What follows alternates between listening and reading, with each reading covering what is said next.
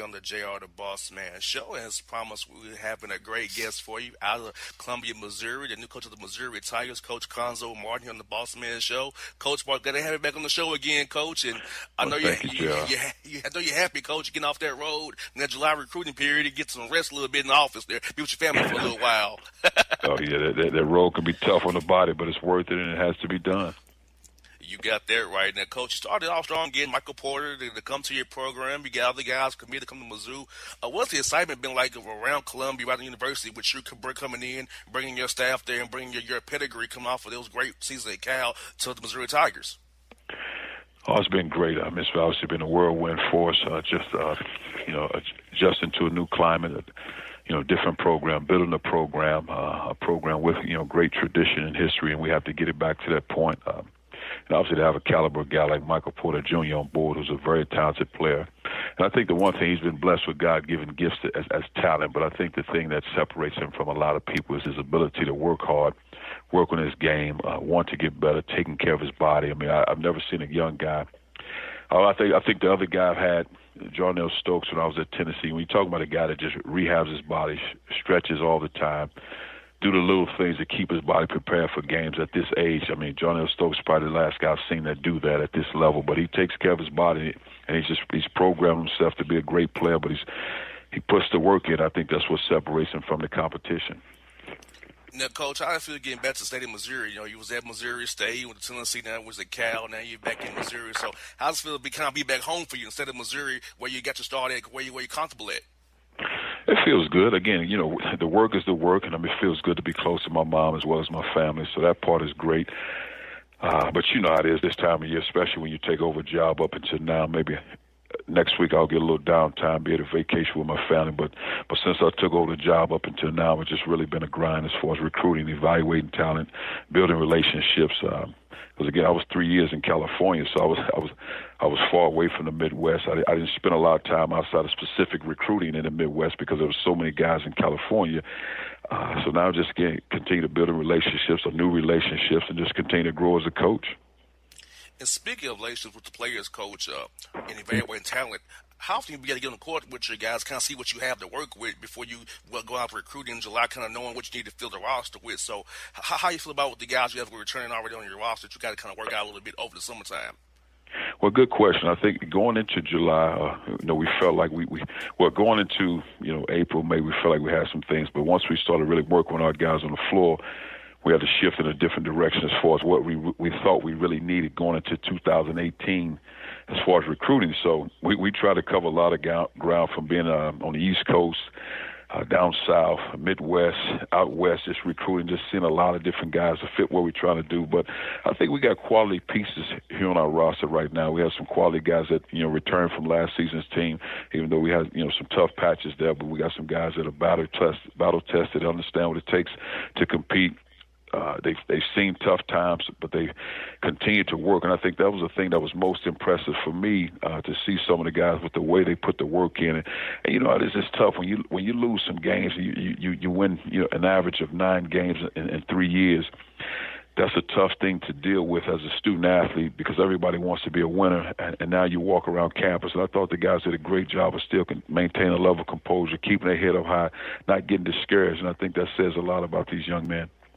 And, Coach, with the time you had with them on the court, how much do you instill for as your playbook or philosophies in the summer workouts, so you kind of wait till you get there in October 1st and kind of put it in October rather than trying to do it over the summertime for us, put in specific plays, specific schemes? How's it all work for you? Well, the one thing I've always done when I take over a program, I always try to gauge the level of toughness, the competitive spirit, the work ethic, guys that want to be great players, the desire for guys that have a passion to compete, all those things. So we do a lot of competitive drills. We do drills where we have weight vests on, where guys have to work out in a weight vest. And that's a tough workout. And you can say you work out for 30 minutes with a weight vest on. That's not an easy thing to do. So we just do different things just really to gauge the level of toughness. And you try to find out who your leaders are at that point, because the last thing you want to do is go to battle, and all of a sudden it's January. You're still trying to find a guy that's a leader. Who's your guy in the locker room? Because oftentimes it's not the guy that's the loudest guy. So I try to find that thing out early, just to see who's the most competitive guy, who's the guy that has a desire to be great, who has a passion for our team to be successful. And Coach, speaking of those activities you're doing, it has to go big towards building team chemistry, building cohesion as a unit because you're going through these hard times together. You're getting tougher together. You're grinding together. So far, how have you seen your guys' for cohesion and being closer, becoming a unit and one? So when it comes down on October the 1st, then come November, you guys are ready to roll and y'all already together. Y'all got your game plan ready to go. How you going to attack this year as Missouri Tigers? Well, the thing we always talk about for each guy, just try the best to do your job to the best of your ability. Don't get consumed with another guy's job until you figure out how to handle yours. And oftentimes, when you start a program, we like our leadership to come from the top, and that's the older guys.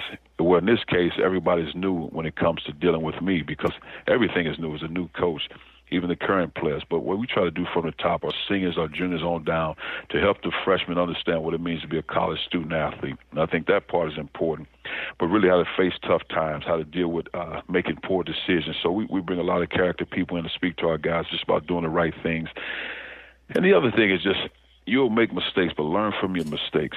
And we don't need the public to know about what's going on in your locker room. You guys have to be able to learn how to deal with things within your locker room, and that's how you grow. It's not about, putting other guys' business out there, but all those things that you deal with, like my mom taught me growing up in a household, we talk about those things first before we can move forward. Exactly. Because you don't want anybody kind of trying to crack the foundation of your home. Because when you start leaking stuff to the media, telling guys stuff, or it gets out, it only causes confusion and drama, Coach, which ends up splitting teams. And so many teams split because of, I call it having a loose lips or diarrhea of the mouth. Because you couldn't handle it in the house internally and get it worked out as men together in the locker room. That's so true. So we spend a lot of time with that, just about, not making excuses, having a level of integrity and to what you're doing the right things. And we always talk about to tell the truth, just to be honest, to be trustworthy. And those things are hard to deal with when you're a young guy, because everybody came from being the best guy. Everybody wants to be successful. Everybody wants it that way. We just tell guys, have a level of integrity, character, and try your best to tell the truth. And I think that's the most important thing.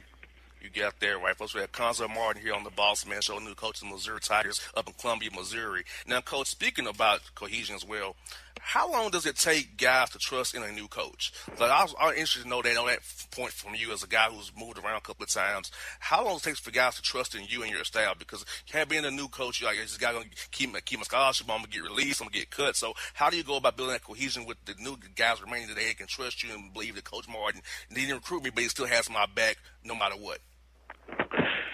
Well, I think for every player, it's different times, and I kind of go back to when I was a freshman in college, and I played for Coach Katie, and to say when I trusted him, I think it's hard because when you're young, you don't really understand what the trust means. You know the word, you know the definition, but I didn't trust Coach Katie when I was a freshman because I wasn't playing early. Not because he mistreated me or did something wrong, because I wasn't playing, so I equated that for not liking him or he didn't like me. Why was I not playing? Because I played in high school. I played a lot of minutes, had success in high school. So I felt like I didn't have a good relationship with Coach because of that. But as you get older, you start to understand that he cares about you. You're not ready yet. And I think for a young man, dealing with who you are first, and we always talk about look in the mirror. And two things we talk about, you either listening to noise or you listening to music, and which one sounds better. So when you're listening to that noise, that negativity coming through, his coach don't like it, he mistreating, he should be playing, he likes this guy more. Or the music part is you telling yourself, I need to get better. I'm not as good as I want to be, but I need to work on my game. I need to get better. Because then I started, when I went into Coach Katie's office as a freshman, we probably 15, 16 games into my freshman season, and I went into his office and I said, Coach, why am I not playing? What does it take for me to play? And whatever he said at that time, he said it before. I just wasn't listening. But at that point, I was at a low point. I started listening, and I never looked back since. And I think that's where the trust came in for me. But again, he said it from day one. I just wasn't listening from day one. So I think the trust really comes in when you get older. Also, if you're playing from day one, you think you trust Coach, but all of a sudden you have adversity. Now, do you still trust Coach? It's still the same Coach. You just had adversity. Now, how do you deal with the adversity? Exactly. And it's usually, Coach, the first key things, like first sign of adversity is when you really know a guy's true character. Because when it's all good, they the best, everything's rosy and they happy. But when they hit that first patch of a few bad games, not making any shots, or you get onto them a little bit, then you see where their heart is, where their mind is. That's how you really know what kind of guy you got right there. And I think it's important, but you know how it is with young guys. I mean, you have some very talented guys that are blessed with gifts at 17, 18 years old. But oftentimes, I think as a young guy, and I went through it myself, I was so consumed with my public perception of what people thought of me or what I thought of myself, as opposed to my integrity and my reputation as a young man. The integrity is most important, but I didn't think about integrity at the time. It was about the public perception of me and my reputation. So I should be playing. I need to get what I need to get out of this deal, as opposed to what's most important for the team. But again, when I got a little bit older and I started to understand and things started to slow down for me, I understood what Coach meant and what he was saying. I think that is most important. And, Coach, looking at your roster going forward here, as we get close to October, November time here, who are some, Michael Porter's going to definitely be a key cog for you. Who are some other guys going to be key for you the next year for is making sure you guys are successful, getting your guys established in SEC as a threat going forward, and give your program the foundation you want it to have to grow this program out going forward for many years to come? Well, I think what we talk about as a staff, we're building a program. So it's not a case. I mean, you got Michael Porter Jr. is a very talented young man, extremely hard working, blessed with gifts. But it's not. This is not a program that's here for 1 year, then all of a sudden next season we drop off. So our goal is to have success. Our goal is to build a culture that sustains the test of time. As long as we're here as a program, and what we're trying to do as a program and as a staff, and we build a program so guys come back 5-10 years down the road. Okay, this is what it looks like. This is something we built 5-10 years ago, and I think that's what it's about. But when you're talking about Kevin Prairie, Jordan Barnett is a guy that played last year. Kevin Prairie is a very talented guy. Jordan Barnett was the leading scorer. Kevin Prairie and then Terrence Phillips. Those are your three returning scorers from last season's team. Guys that are battle tested. They played in a lot of minutes. They dealt with some tough times, dealt with a lot of adversity, but they stayed the course. They continue to grow. They continue to get better. Now, the wins didn't show that, but you saw the progress of these guys even when you watch film. Now, at the same time, all three of these guys had opportunities to leave the program because, again, why would I want to stay with a program that hadn't had success when I can go over here and somebody else give me an opportunity to come play with a winning program? Let me go try to do this, but they chose to stay here. So I think it says a lot about them from a character standpoint to even fight through it, to be a part of this. So I give a lot of respect to those guys to understand that. But we got some talented young guys. We got a guy, Cassius Robinson, a guy's transferred from Canisius, who a guy can shoot the ball, played well at Canisius last season. So we got a lot of experience. Jeremiah Tillman is a freshman guy, is very talented. Blake Harris came in as a freshman guard. C.J. Robinson is a freshman guard. So we have parts, and again, we got to put it together, help them understand the most important thing, how to win games, how to compete, how to play hard, how to play for each other. Now, Coach, look at the SEC now, since you're back in it. There's so many teams I feel are on the rise there, and there are quality teams out there. So do you feel like with your team now being on the rise, with you being there, a lot of the teams growing and getting a little older, that SEC will be more respected more nationally for as a team, conference that can get more than 5 teams in the tournament now, because all these quality teams and quality coaches and quality players in the league now is going to make the league get more competitive going forward? Well, I've never really understood. It was. We used to talk about it all the time as a staff, as coaches, at our coaches' meetings when we got together in the spring about how can we get more teams in the tournament. We would do a lot of different things. We'd mix the leagues up, make it 2 leagues, make it 2 conferences, do this, do that, everything, improve the RPI, scheduling better. So everything, I could never figure that part out because guys played against great teams in the preseason. You competed against each other in the league, but for some reason we couldn't get more teams in terms. So I never understood that. Now, obviously, the SEC had a great run last season, so we want to piggyback off that because I think the league will be even better this season. When you talk about this is a league really should have 7+ teams every year, even on down years. I mean, because I think we have that caliber of talent, that level of coaching in this league. Now, Coach, I got a couple for you about your time at Cal. As you leave Cal, Coach, you got to feel good knowing that you had 2 20-win seasons out there, 18-win seasons your first year out there, and established a foundation, made postseason twice. So as you leave Cal, you reflect on that. How satisfied are you with the job you did out there and the foundation you laid out there for Joaquin Jones as he take over from you as he goes forward now with their job out there with the Golden Bears? Well, I think Joaquin, he'll do a great job, an even better job than what I did, because one thing about him, when I took over the job, I'd never been to California outside. I didn't land in California when you're talking about an airplane and being in the state of California only twice in my life, and they had summer events out there. So I hadn't been to California. I never really recruited California at all, outside of a junior college guy in San Francisco when I was an assistant coach at Purdue. So when I took over the job, I'd never been to California like that. So we're starting from ground one, just really hit the ground running as far as recruiting, building relationships. And in this profession, if you've been in this, it's tough. You're trying to build those relationships, and they start from day one. You might have a great shot at recruiting a young prospect, but if the coach doesn't have a relationship with you, it'll probably be tough. So just building those relationships now. In Joaquin's case, he's from California, so he understands the lay of the land. He was a great addition to our staff, so I think it really helps, and I think he'll do a great job. Now, Coach, one last one for you is Joaquin. I had him on the show a couple weeks ago. He spoke so very highly of you, Coach. He talks about how he's indebted to you and how you meant so much to him. So I just want to say on there, the guy loves you, man. He talked really high about you. You know, saying that I say, hey, Coach Martin's a great guy as well. He's coming on my show every year. I've been a host, so I appreciate you for that, Coach. But Joaquin really owes. He said he owes a lot to you on there, and I wanted to say on there that he really has your back, man. No, thank you. That means a lot. He's a good man. He's a good man. Well, Coach, look, I'm glad to have you on the show again. Coach, look forward to seeing you at either Vanderbilt or Georgia, one of these schools down here close to Atlanta. Catch up with you and hopefully have a dinner or something or lunch or something if you got some time between practices all that, and preparing all that good stuff, Coach. But I'm glad you're back in our league, and we're good to see you on the road sometime here. No, thank you, Gerald. I appreciate your time. All right, folks. It's Cuonzo Martin here on the Bossman Show.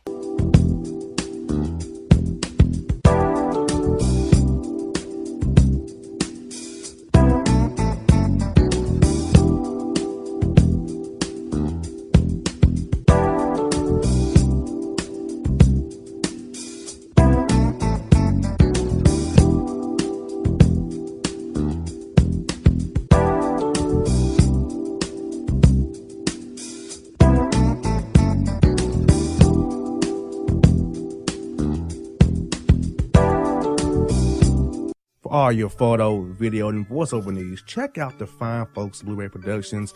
They will take good care of you. If you don't believe me, you can see for yourself. Check out their work at blueberryproductions.tv, the Facebook page, Blueberry Productions, also a Vimeo page, a YouTube page, and it's Blueberry, BLUBERRY, Prod on Twitter. Check them out today. Blueberry Productions, great people, great work, great service. Fantasy football season is fast approaching, and if you're looking for an edge this season, you need to contact the guys at Draft Day Consultants. The concept is a simple one. Draft Day Consultants takes your requests and connects you with one of their trusted analysts, who then guide you through your draft, whether you just need a sounding board on decisions, or if you need them to conduct your entire draft. Draft Day Consultants has you covered. Every one of their consultants has a proven track record of success, and have conducted hundreds, even thousands of mock drafts. Thanks to this year-round research and analysis, the guys at DDC have an unmatched understanding of player values. So gain an edge on your league mates this season by hitting up draftdayconsultants.com. That's www.draftdayconsultants.com. Now get after it, fantasy footballers.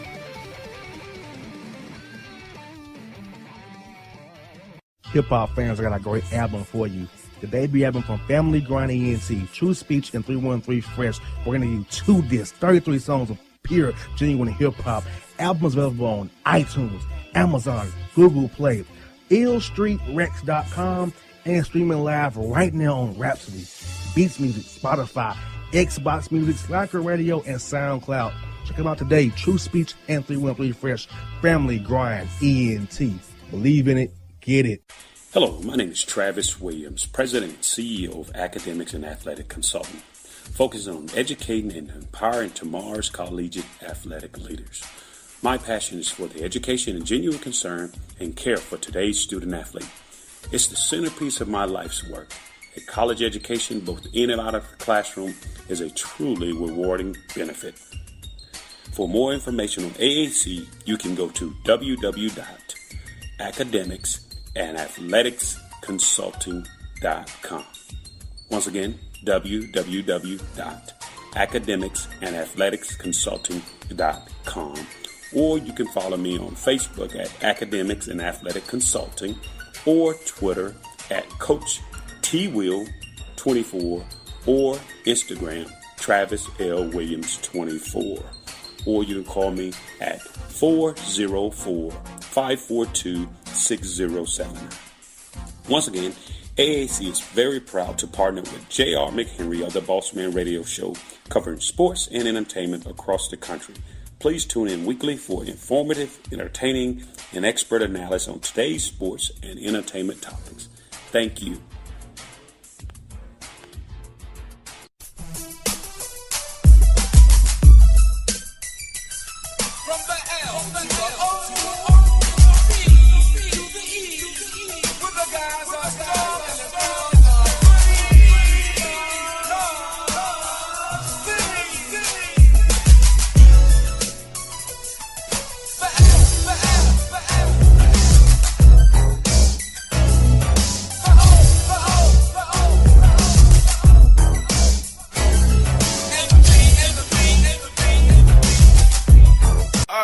folks, we're back here on the JR the Bossman Show. We have a great show for you today. Already lined up. We talked to Cuonzo Martin of the Missouri Tigers here.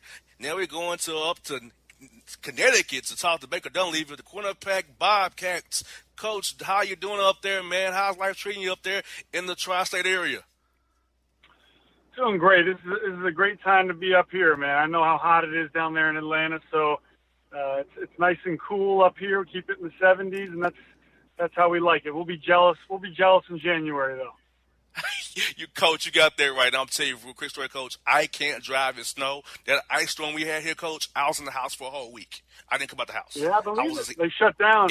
Even up in, like, I was at Villanova in Philly, and you get a little further south than that. Like, even D.C., they shut it down. You get a little bit of snow. So they're used to it up here. We might as well be up in Canada, but luckily basketball is an indoor sport. So we enjoy our hoops, and we're really excited for the season.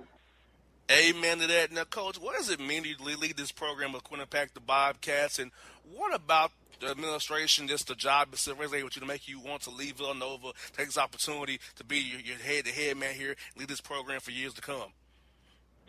Yeah, I think every coach is different in terms of what they're looking for, and obviously, it's not easy to leave a great place, but I know what I've learned at Villanova, what I've been a part of, and I've always just kind of felt like no matter what level, what division, what conference, if I were to leave Villanova, hopefully it would be to go to a place that's very similar in values, in terms of academics, beautiful campus, and maybe most importantly, a desire to be great. And so I think that's what this school is. I mean, it's one of the fastest growing schools in the country in terms of athletics, but also just in terms of enrollment and academically. So they're really, really into growth. And so hopefully that will apply to our basketball program. But we got a lot going for us. It's a building process, but there's so much to sell up here in recruiting.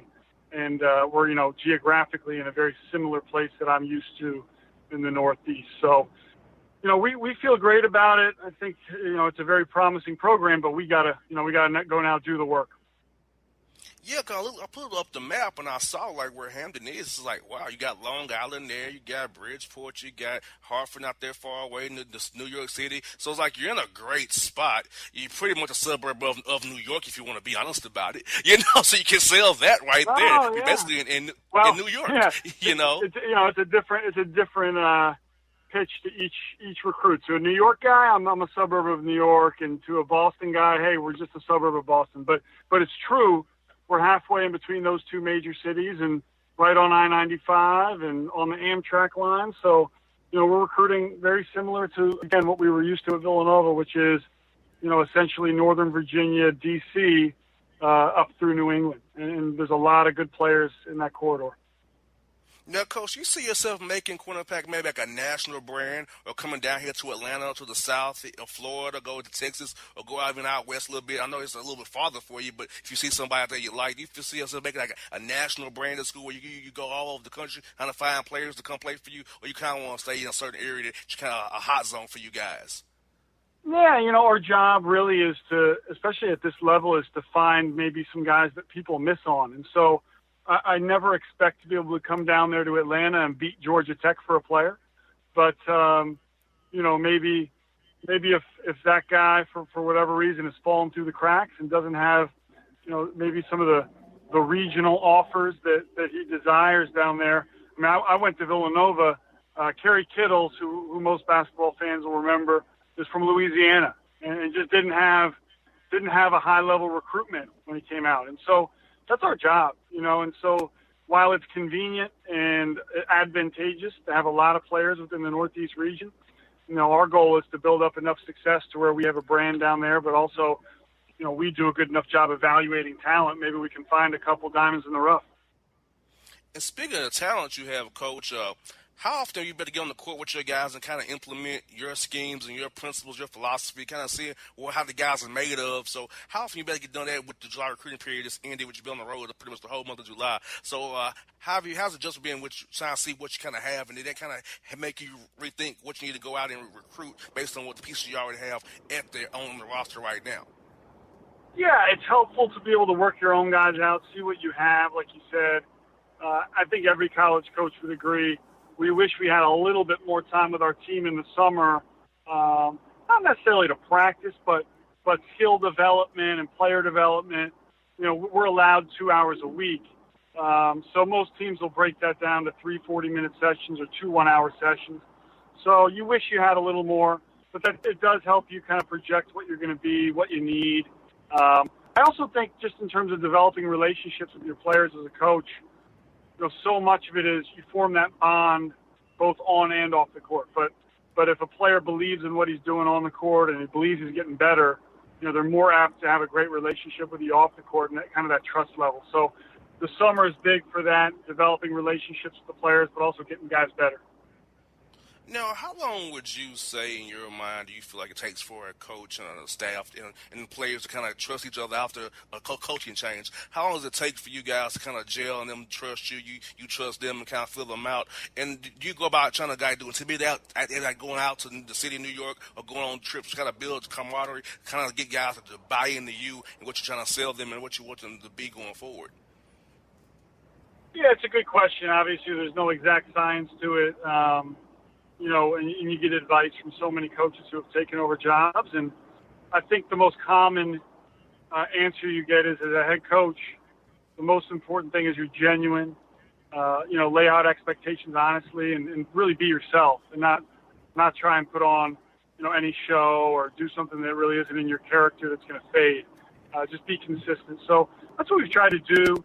We've done meals. We're going to go bowling next week. Just different things.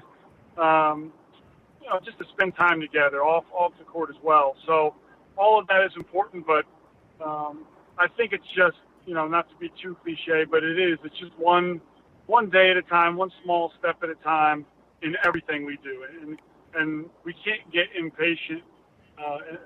It's just a process, and we all know that. You got that right, folks. Yeah, Baker Dunleavy here on the Bossman Show from Quinnipiac, the Bobcats up there out of Hamden, Connecticut. Now, Coach, what's been the biggest adjustment for you? Going from a long-time assistant to the head coach. Wearing their hats, a big responsibility now. So what is that role like moving over there, one seat to take over your own program, make all decisions, they all come to you now? How's that been for you? Well, I think it's exactly what you just said. It's the biggest change is just the enormity of it and the volume of decisions that you have to make. You know, as an assistant, you know, you're bringing maybe 3 or 4 things to your head coach a day, and you know, it doesn't hit you, but there's about 20 people doing the same thing. So the speed at which you make decisions, you know, the values that you have that you kind of hold on to that allow you to make quick decisions, you know, those are the things that really come into play when you're a head coach, and it'll be interesting, you know, kind of getting a year in and looking back at some of the decisions I made early. But yeah, I feel good about it, but it can be overwhelming at times, but that's where you lean on a really good staff. I have great assistants and a great trust level with them. So, but you're right, that's been the biggest change, and you know, at times it's the fun part as well. You know, you get to make the calls. Now, Coach, we're in August here now.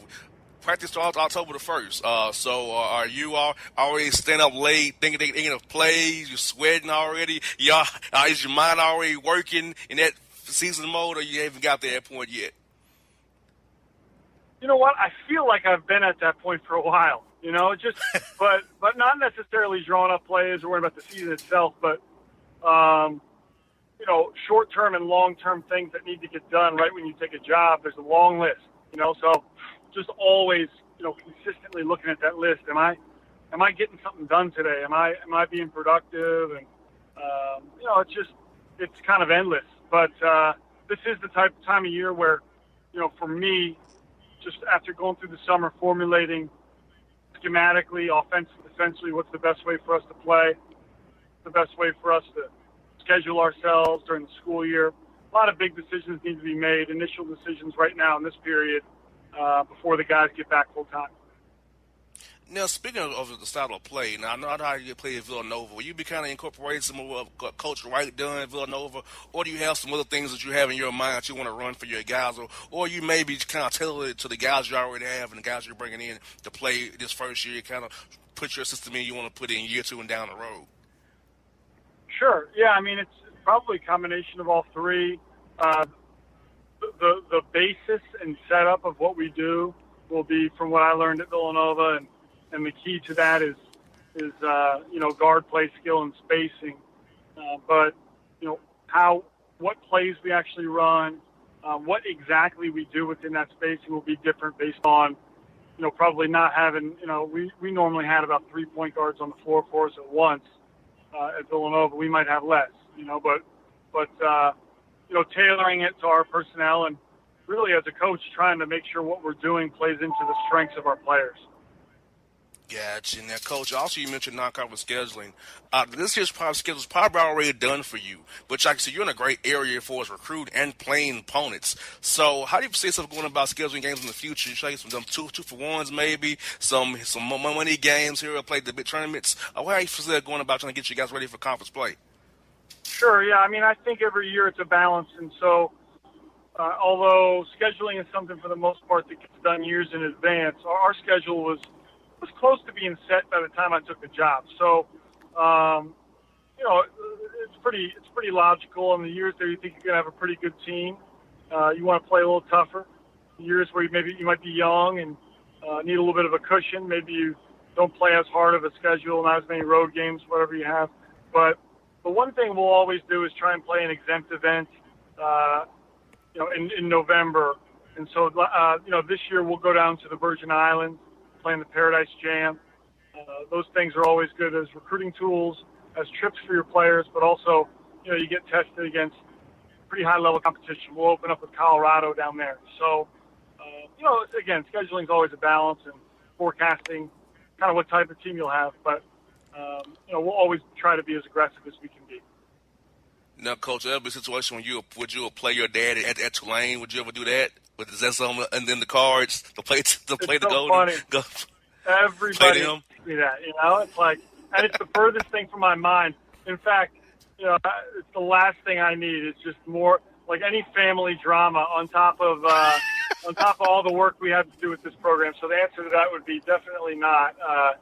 And maybe eventually once because he's doing the same thing as me. He's going to start year 2 now at Tulane of a rebuilding job. So just trying to stay focused, keep it simple for now, and like I said, I need all the family support I can get. Exactly. I totally agree with you on that. If I want to Coach this, you was at Villanova, and you saw the shot that was made in this championship game.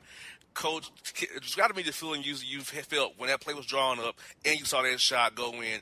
How did it make you and that whole staff feel? Did you think that was going to happen when you drew that player come out of that timeout? Yeah, I mean, it's just an incredible kind of storybook ending that you couldn't even fathom when you're daydreaming. But I really believe it was, it was a perfect representation of what we talked about at Villanova when we talked about the word attitude. It's kind of our mantra, and not worrying about what happens to us, but how we respond. And so, when Marcus Page hit his double clutch 3 to tie the game, I think the thing I was most proud of, and Coach Wright as well, was the way our guys came back from the floor after a devastating play right there, and then came back to the huddle totally focused, moving on to the next play. And so what allowed us to execute that play was really the guys' heads being in it and not being devastated by that. Because we had the game won. We were up 3 with whatever it was, 10, 12 seconds left. You don't lose games like that. You just don't. So, again, just the fact that we executed the play, whether he made the shot or not, we were going to be proud that we had the mindset to execute. And so when he made the shot, it was just kind of a rather large cherry on top of the cake, but it was sweet. It was great. No, I got one more for you, Coach. Will you be borrowing any of Coach Wright's old hand-me-down suits? That man can dress. That's a bad dressing dude there. Are you going to follow his footsteps? Are you going to get your own style going there? He's good, man. I don't know. I think, everything looks good on him, but once I throw it on, it might not look the same. I don't have quite the same swag to put it all together. So I'll definitely, while I like to think that my ensembles will be good, when you try too hard, sometimes it doesn't work. So I'll try and be solid, and maybe steal a couple things out of his book, but there's only one Jay Wright. I hear you. Well, Coach Dunleavy, it's been a pleasure having you on the show, man. Look forward to having you on again real soon. We'll definitely keep an eye on you guys up there at Quinnipiac. And anytime you want to come on the show, you feel free to come on. I say I loved your brother here with the Hawks this past year. I had your dad on last year. He was a great guest as well. So your family's cool with me, man. Dunleavy's all fine by me, man. Sounds great, brother. Thanks for having me on. All right, Becky. Have a good day, man.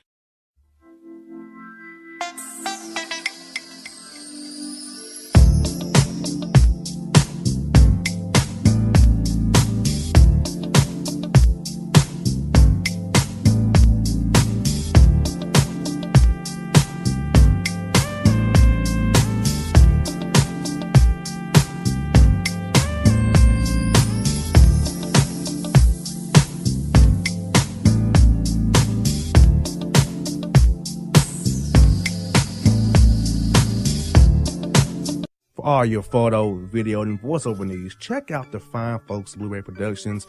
They will take good care of you. If you don't believe me, you can see for yourself. Check out their work at blueberryproductions.tv, a Facebook page, Blueberry Productions, also a Vimeo page, a YouTube page, and it's Blueberry, BLUBERRY, Prod on Twitter. Check them out today. Blueberry Productions, great people, great work, great service. Fantasy football season is fast approaching, and if you're looking for an edge this season, you need to contact the guys at Draft Day Consultants. The concept is a simple one.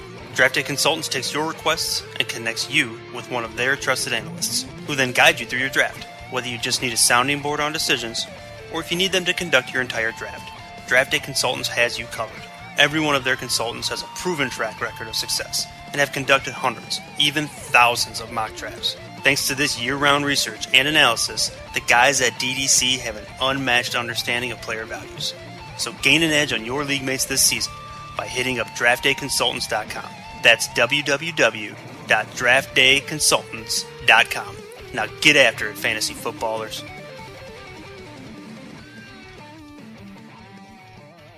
Hip-hop fans, I got a great album for you. The debut album from Family Grind ENT, True Speech and 313 Fresh. We're going to do 2 discs, 33 songs of pure, genuine hip-hop. Albums available on iTunes, Amazon, Google Play, illstreetrex.com, and streaming live right now on Rhapsody, Beats Music, Spotify, Xbox Music, Slacker Radio, and SoundCloud. Check them out today. True Speech and 313 Fresh. Family Grind ENT. Believe in it. Get it. Hello, my name is Travis Williams, President and CEO of Academics and Athletic Consulting, focusing on educating and empowering tomorrow's collegiate athletic leaders. My passion is for the education and genuine concern and care for today's student athlete. It's the centerpiece of my life's work. A college education, both in and out of the classroom, is a truly rewarding benefit. For more information on AAC, you can go to www.academicsandathleticsconsulting.com. Once again, www.academicsandathleticsconsulting.com. Or you can follow me on Facebook at Academics and Athletic Consulting, or Twitter at Coach TWill24, or Instagram Travis L. Williams 24. Or you can call me at 404-542-6079.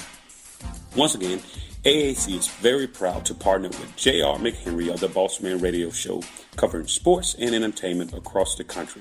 Please tune in weekly for informative, entertaining, and expert analysis on today's sports and entertainment topics. Thank you. My name is D-Nice. My name is D-Nice. My name is D-Nice. Taking out your suckers and you don't know how I did it.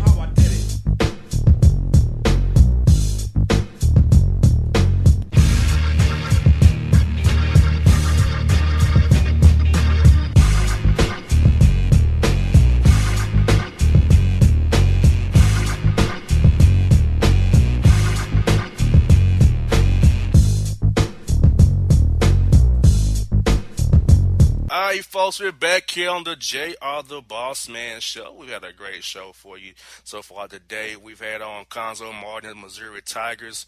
Baker Dunleavy at Quinnipiac, and then we're going to Oklahoma State to the Cowboys, a team that's a great team wearing that orange and black, to their new head coach, Mike Boynton, here on the Bossman Show.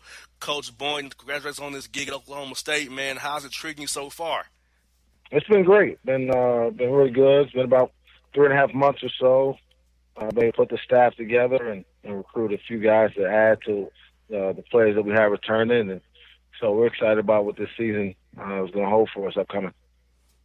And what does it mean to you personally that you lead this program going forward, this great program with Eddie Sutton, who played at Foundation, Coach Alba, and now you get to be the head man of Oklahoma State Cowboys. What does it mean to you, the administration, been thought enough to make you the man lead this team going forward after Coach left and got him another job elsewhere?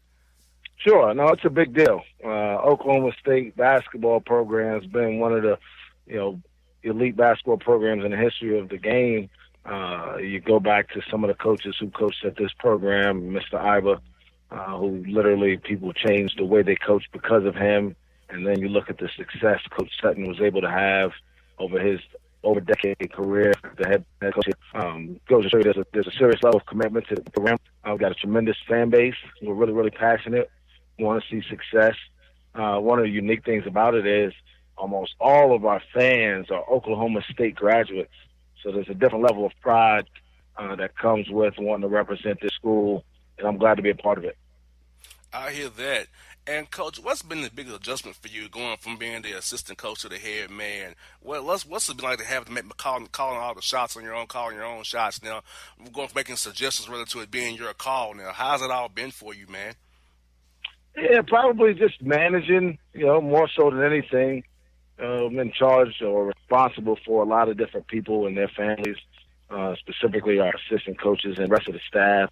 But also responsible for trying to make sure that the goals of our program are accomplished and that the dreams of our players are also met as they matriculate through our program, whether it be 1 year as a grad transfer like we have one this year, or a junior college kid who usually plays 2 years, or someone who's here for the duration of their college experience, maybe 4 or 5 years, trying to make sure that they all can meet their goals while you're in charge, so to speak.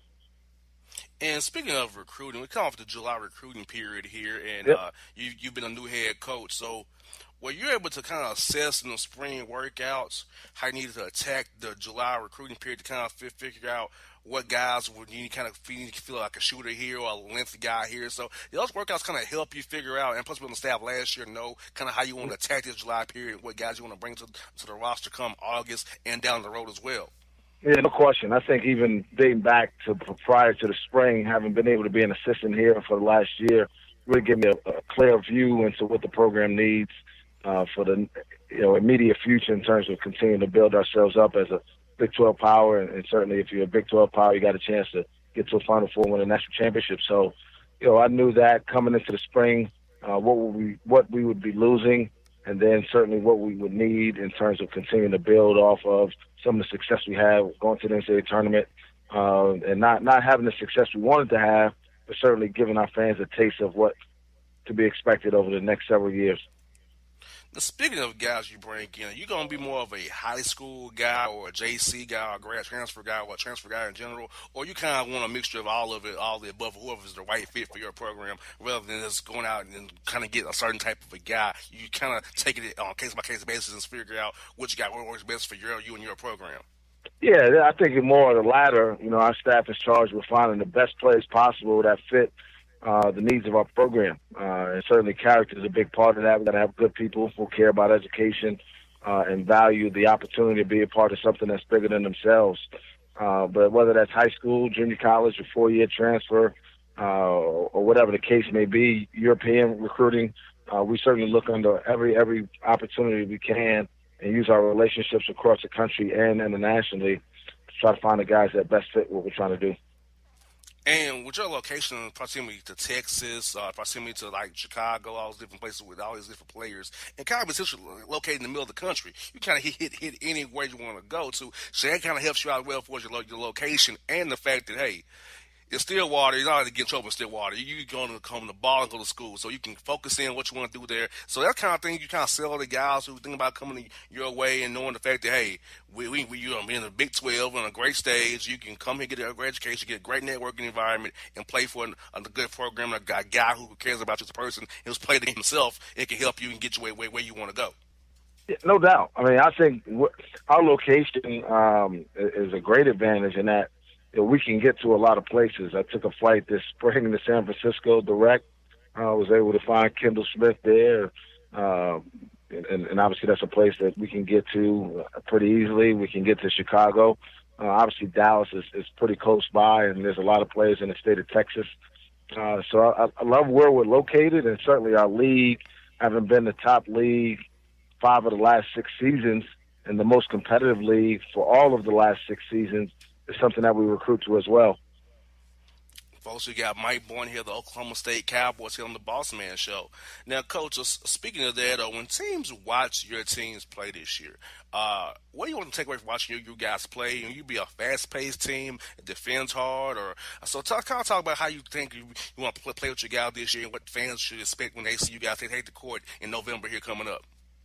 Yeah, I think the first thing I want people to recognize is we're going to be the hardest playing team on the court every night. However many games that is, 30, 35, 38, whatever the number is, we want to be the hardest playing team on the court. We'll give ourselves a chance to have success. Certainly our identity will begin on the defensive end of the court, though. We're going to be a tough, hard-nosed team that really competes on the defensive end. And offensively, we want to play fast. We want to continue to push tempo. Last year, we were the number 1 offensive efficiency team in the country. We want to continue that. That's the style of play that players like, our fans enjoy, and it's something that I look forward to continue to build on. And, Coach, looking at your non-conference schedule, I think what you've been in the Big 12, you've no problem scheduling games per se. So when it comes to trying to get into the tournament, do you want to schedule teams a little bit harder and harder level of mid-major to kind of make sure the RPI is high? Because Sunday you want to be kind of like, well, you don't have any top 50 wins against this person, and always you didn't go on the road. So all that talk you had is you kind of think about that when you're scheduling games, kind of give you a chance, seeing the best chance at an at-large bid if you don't win the Big 12 tournament when we get right there in March there. Yeah, I think about it not quite as much as people may think, just because our league's so strong. I think there's no greater example than our team last year. We were 0-6 in the Big 12 on January 20th, and on February 20th, because we had won like 6 games against the Big 12 in a row, we were a lock for the tournament. You get opportunities to prove your value to the committee every night when you're playing in this league. So, we'll play 18 games against high-quality, top 50, top 75 type opponents, and that's plenty. And in non-conference, what you want to do is you want to find what your team needs, whether you have a young team and need to find a way to gain some experience. We always want to reward our fans with a great home schedule and give our team the best chance to prepare for the rigors of the Big 12 schedule once late December and early January rolls around.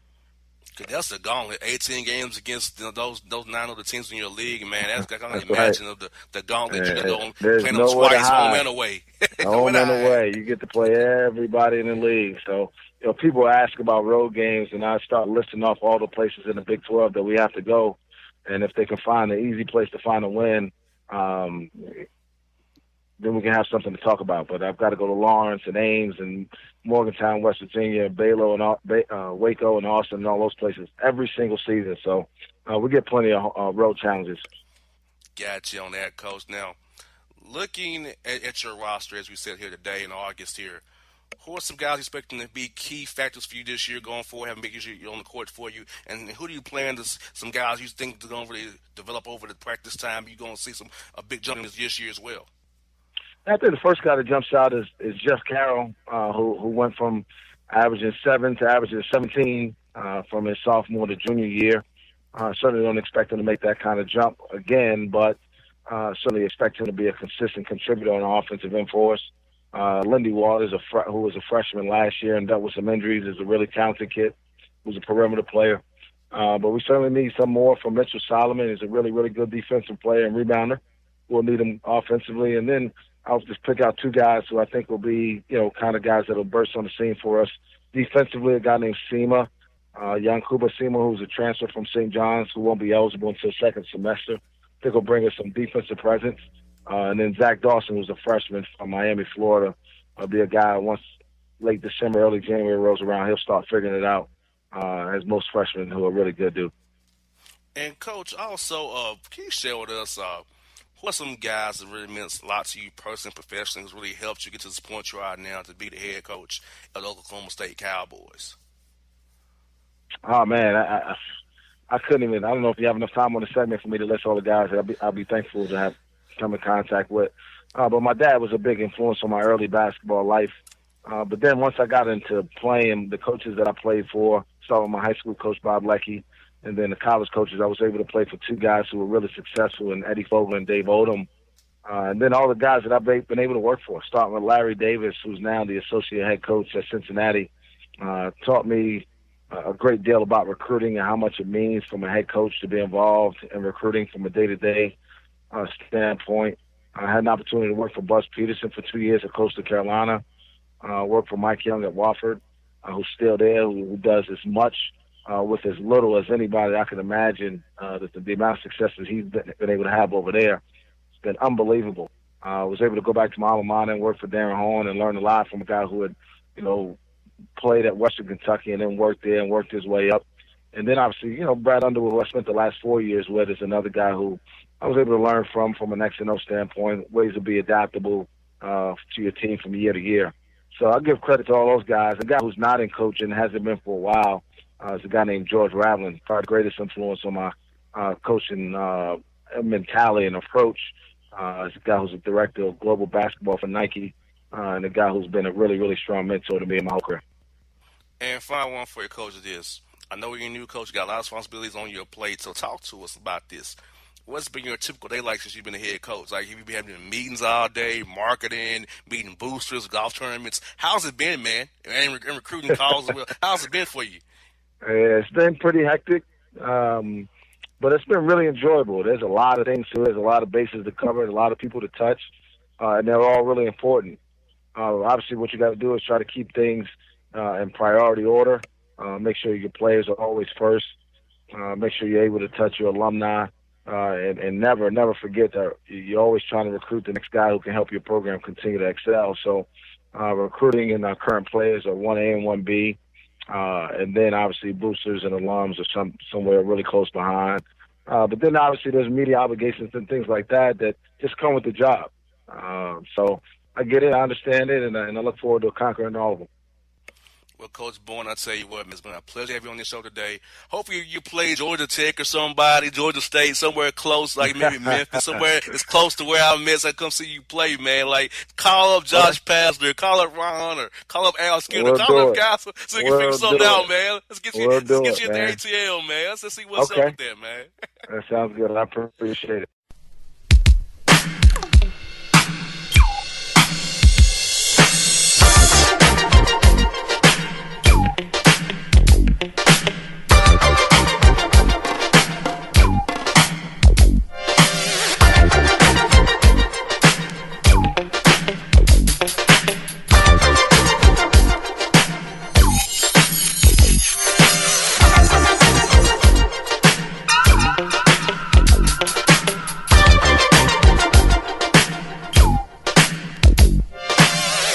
All your photo, video, and voiceover needs, check out the fine folks at Blueberry Productions.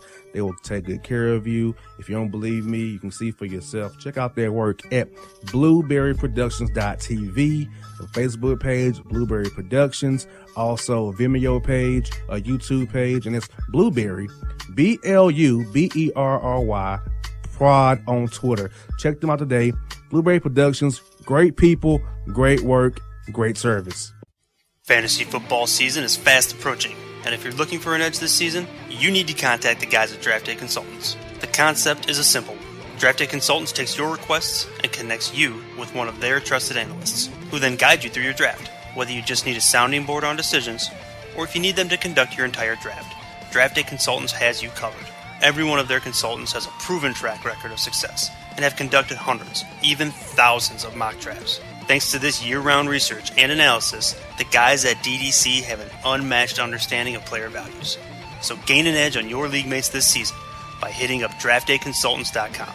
That's www.draftdayconsultants.com. Now get after it, fantasy footballers.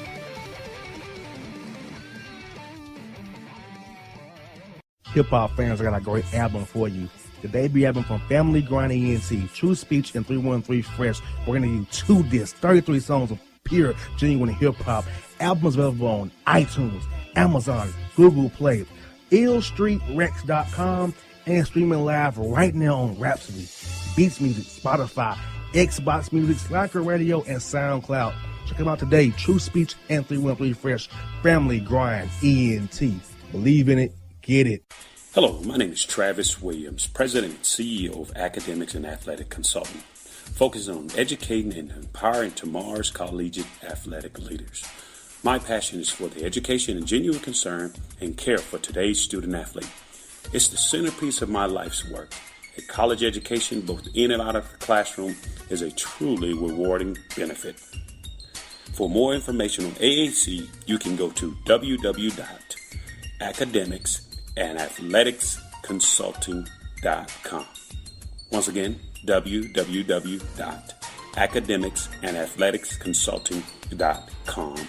Or you can follow me on Facebook at Academics and Athletic Consulting, or Twitter at Coach TWill24, or Instagram Travis L. Williams 24.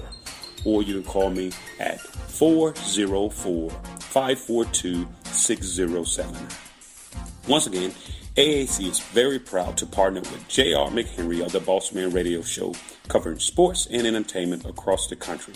Please tune in weekly for informative, entertaining, and expert analysis on today's sports and entertainment topics. Thank you.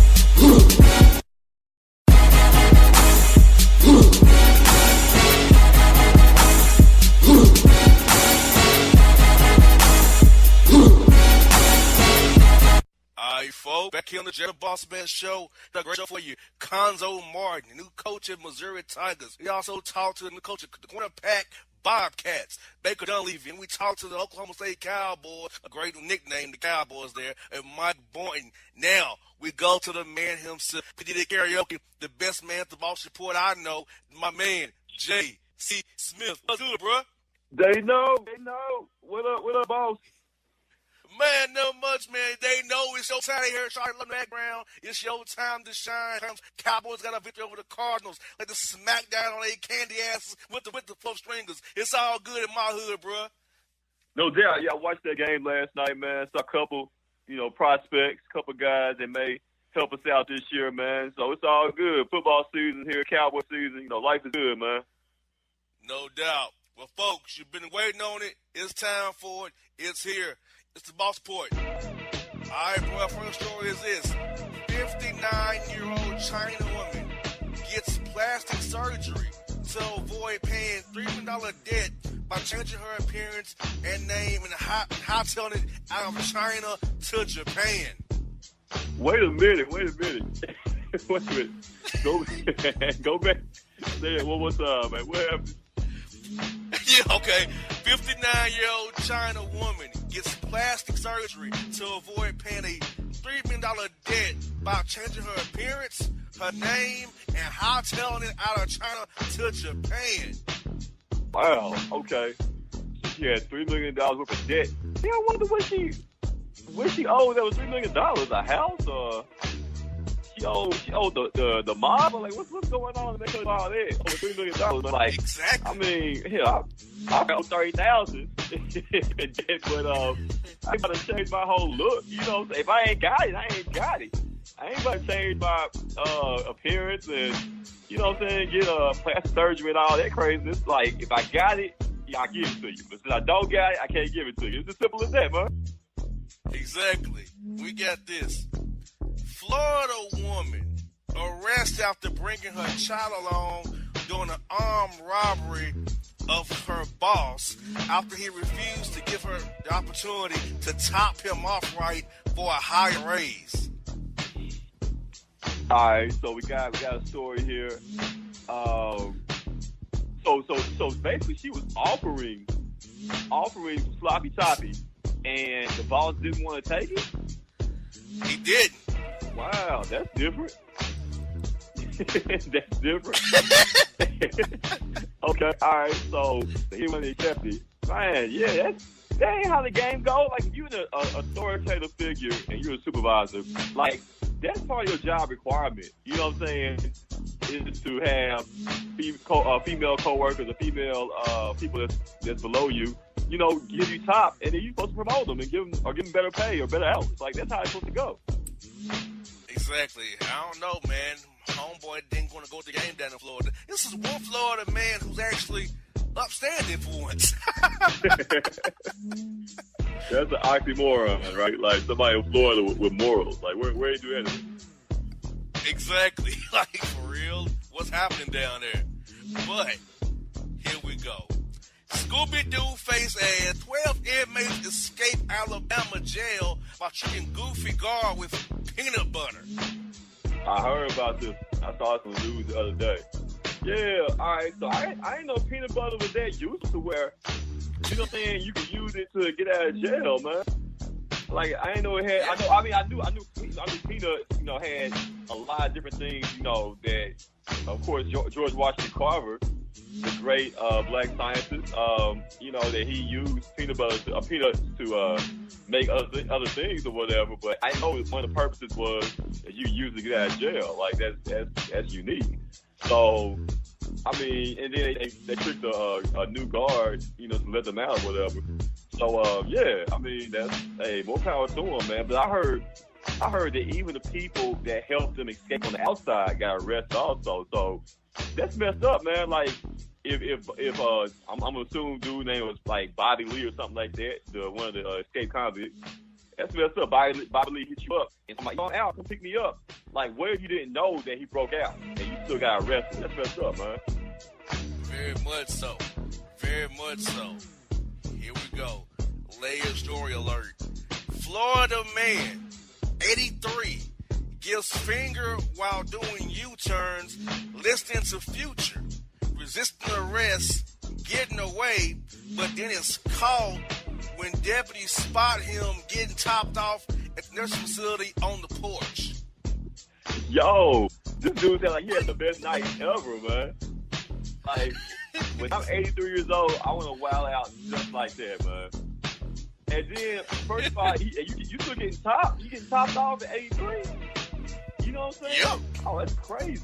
That's crazy, bro. But yeah, but it felt like he was on a hell of a trip, man. Like, they gave him they spiked his applesauce at the nursing home. Like, something happened at the nursing home to make him wild out like that.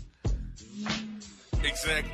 I mean, my man was doing U-turns in the future. Yeah. He broke away from an arrest. He doing donuts. Another facility, he got the top. He doing donuts in the middle of the road. Like, he wilding out right now.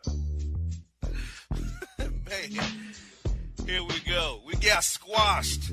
Texas man with a history of deviant acts towards vegetables since life in prison behind bars after being caught once again, giving it to the produce section at Publix.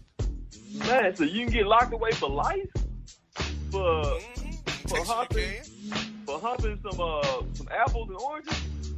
Mm-hmm. Oh man, hope he wasn't using the grapefruit. Yeah, man. Oh, it's crazy though. Man, hey, they don't play in Texas, man. You know, they lock you up for a lot of things: murder, rape, and apparently sodomizing produce. So you gotta be careful down in Texas, man.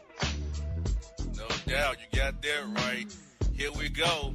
Florida man arrested after claiming car smells like weed due to latex gloves and extreme sexual session he had with two prostitutes at Wendy's the previous night. Hey, man. Hey, shout out to Wendy's. Wendy's is not as good as it used to be, though. You know what I'm saying? Like, they didn't fell off with the Nuggets. Remember the Nuggets? The Nuggets fries suck too, man. Them fries suck as well. See, some fries are not good. Exactly. Now, when I go to Wendy's, I'll do the salad, the apple pecan salad, and maybe the strawberry lemonade. And that's it. But back to the story, so my man, so he was at Wendy's, was a prostitute, and he was claiming himself that the car smelled like weed. Yeah, because of that, like the previous night. Oh, so he forgot, like, that he was at Wendy's and probably the smell of a double stack and mixed in with the smell of prostitutes and drugs would probably have his car smell like weed. I guess he forgot about it, bro. Oh, it's crazy. That's crazy, man. Like, I'll say I've been with a prostitute or two in my lifetime. That's something you're not gonna forget. You know, getting with a prostitute, because that's a hair-raising experience right there, man. You don't know what's gonna happen. Exactly. It could be a setup, or you could be like, you know what I'm saying? Yeah. You never know. A lot of prostitutes are fronts for Johns and the mob. The suckers suck people in. A lot of them are fronts. You gotta understand, like, man. Okay, what am I getting myself into right now? Because if you're a prostitute, you ain't out there for no reason. You know? Yeah, man. That's the most exciting yet dangerous time of your life, man, when you get a prostitute for the first time. You don't know what's about to happen. Exactly. And we got this. Washington woman arrested after refusing to move bag to overhead bins on United flight. All right, so we got Washington woman. Normally, they're nice people up there in the Pacific Northwest, but so we got she was on the airplane and she got arrested for not moving her bins. She want to keep it on her lap. What's wrong with that? I guess if it doesn't get in the way, like, you're supposed to be able to do that, right? You don't have to I would think you ain't supposed you can hold it if you got room, but you're on United, I guess not. Hey. Ain't that the same? Ain't United the same airline where they he was screaming like an old girl, like he was getting knocked off or something. Yeah. Oh yeah, United ain't going, man. United in spirit don't be going, slogan. Bro. Like, yeah, like, come fly with us, or we're gonna put hands on you. That's exactly. The slogan, man. Exactly. We got Florida woman arrested. Her boyfriend passes out due to her bad body odor during a love-making session. Man. How about you, boss? In my life, I've come across, a few of them that, just didn't smell that well. But to pass out. Yeah. All right, I will tell you this one story. All right, I didn't sleep with this. However, it was a former coworker of mine from back in the day. We think he was toxic. You know how people have a toxic body odor, a toxic smell? That's what happened to her. Like, no matter what she did, she could take a bath, shower, use every stick of deodorant possible. She still just had an odor. You know what I'm saying? So some people just have a condition to where no matter what they do, they gonna omit a foul odor, man. But yeah, dog, like, man, to pass out though from it, she had to be like, man, like everything that stinks in the world imaginable, like, had to be inside of her, man. So exactly. And secret story. This is just the boss disclaimer. If I smell you rotten or you skunk me, I'll never see you ever again. Or if, like, this is like my rule. Yeah. Ladies, like, okay, this happened about a couple months ago, so put it out there. This thick lady I was dealing with came by the house. It was gonna be our first time getting down. I was cool with that. But she'd been working all day. I get all that. She took off her clothes. You know, it had that must that emitted rousing must smell. And I really didn't enjoy what was going on because, like, you knew to come over here. Why didn't you pair? You know what I'm saying? Why you sent me with all day old cat? Yeah. If those gonna not smell fresh as it should be. Yeah. It's like, you don't go down on me? No. I'm just keep it the stroking only. And it got so bad, bruh. I couldn't give him from the back because he was worse from the back. So I just took the L and laid on top of it and finished off. And after that, never saw her again, to be honest with you. Because I was that pissed off because Yeah. we talked about this. You knew it's coming over here. That time when like, okay, people, somebody come to your house past 10 o'clock, you know what's going down. So there you go. I'm thinking, like, okay, cool, fine. But then I'm like, whoa, like for real? This is your all-day cat? You ain't cleaned up? I mean, some women just they pH balance. You know, we're going to a whole different topic right now, but pH balance is just off. You know what I'm saying? Like, there's nothing to do about it, man. Like, once that pH balance is off, it's hard to get it back balanced again. So they're gonna always have faint scent of musk or something to where you gonna notice it, man. Like they always have a twang about it. You know what I'm saying? A twang. Yeah, that twang. She never. Yeah. Hey, look, and You know she what had I'm a nice big booty, like I like it, but I couldn't chance that again. Because if I happened again, I really got more angrier. So I like took my look here. Right. I hit it. I feel you. Okay, it's over. We got down. I succeeded in my goal. We'll keep on pushing. But fellas, ladies, make sure if you're going to go get you something, make sure you're prepared to give it to your partner, and make sure you're properly hygiened up for them, so they won't be skunked or pass out like this dude did with other women. For real. Yeah, dog. Here we go. New York man arrested after saying he wanted to channel his quote, "Inner R. Kelly," and on multiple women's faces after they rode the 7 train to the Mets game. Wait a minute, we got Mets. Game 7. The 7 train takes you once again. Where the Met Stadium is. Okay, got you. So the 7th game there. And where, Yeah, a New York man arrested after saying he wanted to channel his inner R. Kelly and urinate on multiple visits after they rode the 7 train to a Mets game. Oh, okay. All right, I'm that part. Oh, wow. Okay, then. Yeah. Hey, man, you know what? R. Kelly is sick, but he's not the only one. Like, there's a lot in this world. He just gets attention because of who he is. But there's a lot of people out here that probably be peeing on their significant other. They know whoever they kick with. They time like that. They have these different fetishes to where they do wild stuff. Like, a certain fetish. But some people are just sick to where they do things that's crazy, man. So I'm not surprised. You got New York and Subway, I'm sure crazier things have happened on the subway. I'm surprised all about it. Tennessee woman arrested after $11,000 from Walmart in broad daylight, leading police on a 536-mile chase before running out of gas. Man, you look at police chase, man. You gotta you take at least halfway. You gotta at least have half gas, man. Because you never know how long it's gonna go, man. So you can run out of gas. Like, you should actually get more jail time for running out of gas during a police chase. They should add on like an extra 6 months just being a dumbass. Exactly. You know what I'm saying? Like, come on, man. Exactly. And get this. Florida man on the loose after stealing, get this, $246 worth of steaks and running into woods to escape Publix employee who chased him after he stole the steaks. Man, all right. First of all, I don't care where I work at. I ain't about to chase somebody and stole something. All right. First of all, for you to steal something, that lets me know you're not in your right state of mind anyway. Now, if it's something small, petty, like everybody's stolen, like, candy or something like that. But you can steal steaks. You know what I'm saying? Like, that's crucial. Like, there's something going on in your life to where you need that food. You know what I'm saying? You just never know about people. So, I ain't about to chase nobody down. If I get fired, so what?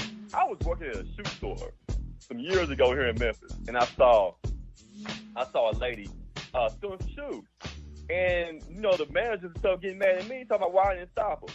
I don't know what's going on with that lady. Why stealing some shoes? You know what I'm saying? It could be anything. And then I approach her.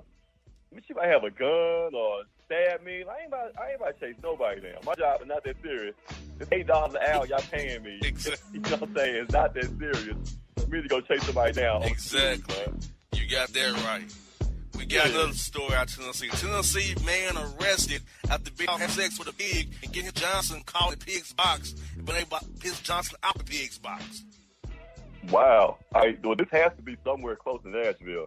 Because ain't nothing like this happening towards Memphis, boy. I'll tell you that. But yeah, okay. So I've heard of guys sticking their thing in goats. But I never heard about pigs.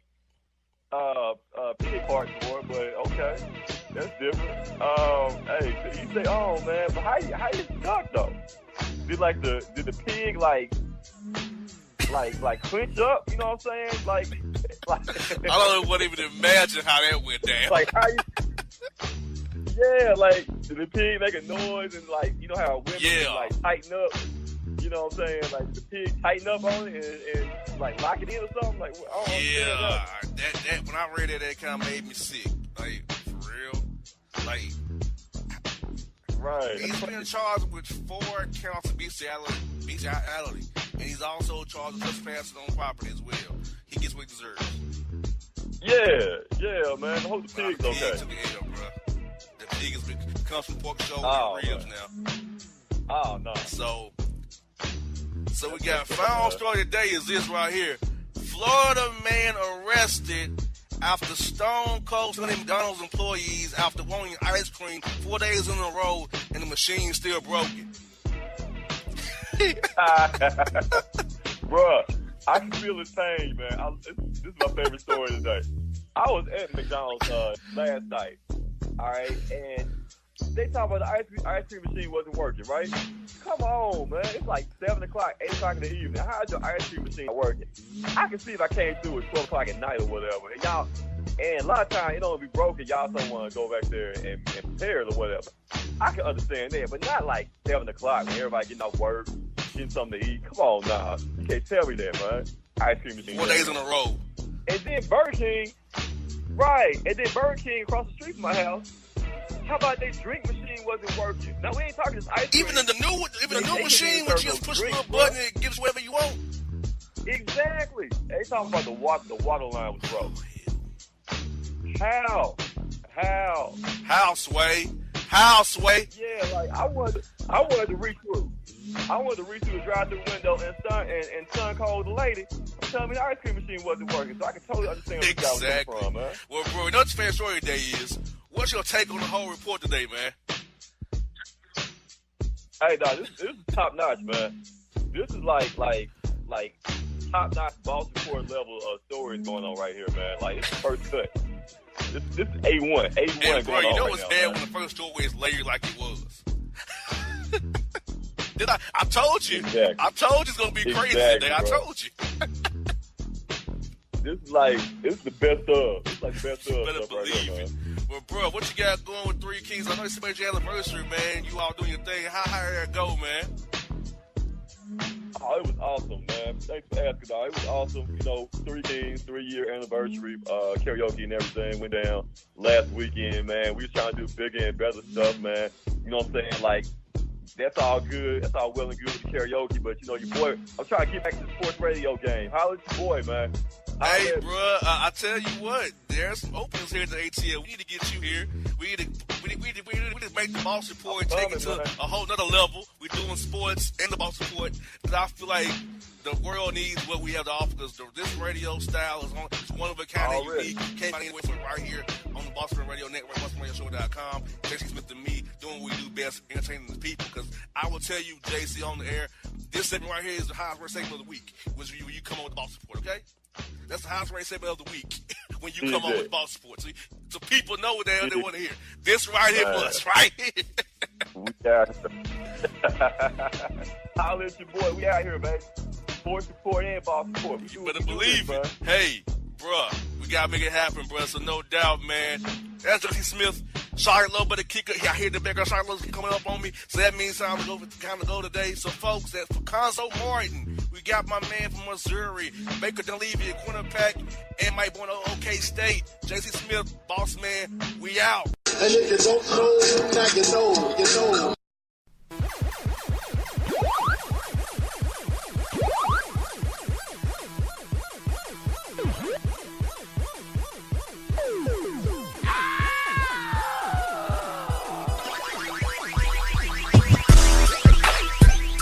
For all your photo, video, and voiceover needs, check out the fine folks at Blueberry Productions. They will take good care of you. If you don't believe me, you can see for yourself. Check out their work at blueberryproductions.tv, the Facebook page, Blueberry Productions, also a Vimeo page, a YouTube page, and it's Blueberry, Blueberry Prod on Twitter. Check them out today. Blueberry Productions, great people, great work, great service. Fantasy football season is fast approaching, and if you're looking for an edge this season, you need to contact the guys at Draft Day Consultants. The concept is a simple one. Draft Day Consultants takes your requests and connects you with one of their trusted analysts, who then guide you through your draft, whether you just need a sounding board on decisions, or if you need them to conduct your entire draft. Draft Day Consultants has you covered. Every one of their consultants has a proven track record of success, and have conducted hundreds, even thousands of mock drafts. Thanks to this year-round research and analysis, the guys at DDC have an unmatched understanding of player values. So gain an edge on your league mates this season by hitting up draftdayconsultants.com. That's www.draftdayconsultants.com. Now get after it, fantasy footballers.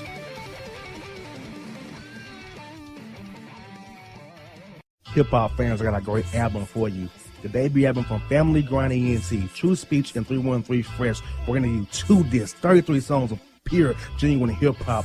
Albums available on iTunes, Amazon, Google Play, illstreetrex.com, and streaming live right now on Rhapsody, Beats Music, Spotify, Xbox Music, Slacker Radio, and SoundCloud.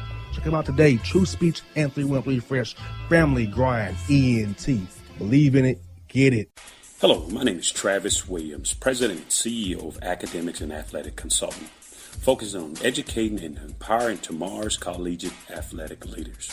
My passion is for the education and genuine concern and care for today's student athlete. It's the centerpiece of my life's work. A college education, both in and out of the classroom, is a truly rewarding benefit. For more information on AAC, you can go to www.academicsandathleticsconsulting.com. Once again, www.academicsandathleticsconsulting.com. Or you can follow me on Facebook at Academics and Athletic Consulting, or Twitter at Coach TWill24, or Instagram Travis L. Williams 24. Or you can call me at 404-542-6079. Once again, AAC is very proud to partner with J.R. McHenry of the Bossman Radio Show, covering sports and entertainment across the country. Please tune in weekly for informative, entertaining, and expert analysis on today's sports and entertainment topics. Thank you.